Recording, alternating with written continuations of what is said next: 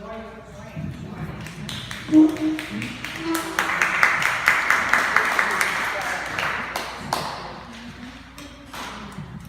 morning. Thank you to Elaine and the Harbor Community Services Center for having me back again. I love coming to this place.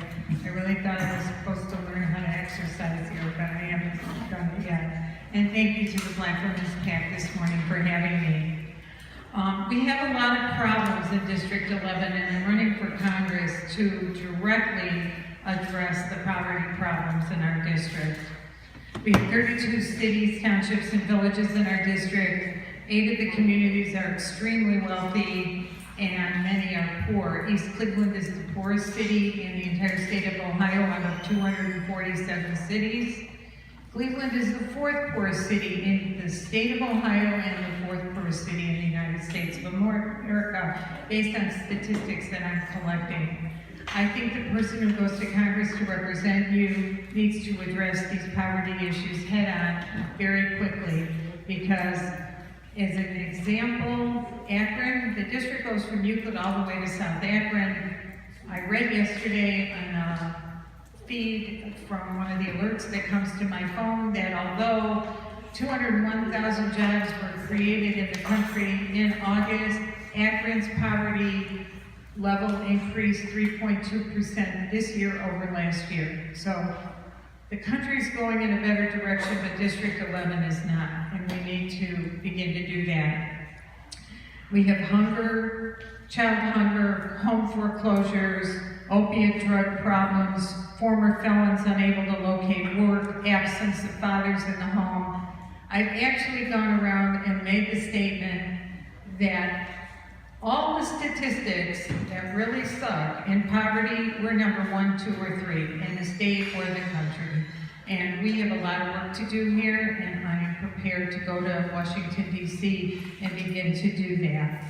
The poverty is related to unemployment, and the unemployment, as I have looked at it very closely, is actually related to a 66% adult illiteracy rate in the city of Cleveland for persons 16 years old and older. There was a study done at Case Western Reserve University a decade or so ago, and I have brought packets of material which I will leave at the sign-in desk, enough for each one of you to have. This is a collection of information on poverty in our district, illiteracy in our district, and those of you who may not be thinking about this too much, legal and illegal immigration of very poor people is actually sapping up at an enormous degree the dollars that we need to help our Black inner city communities raise themselves up.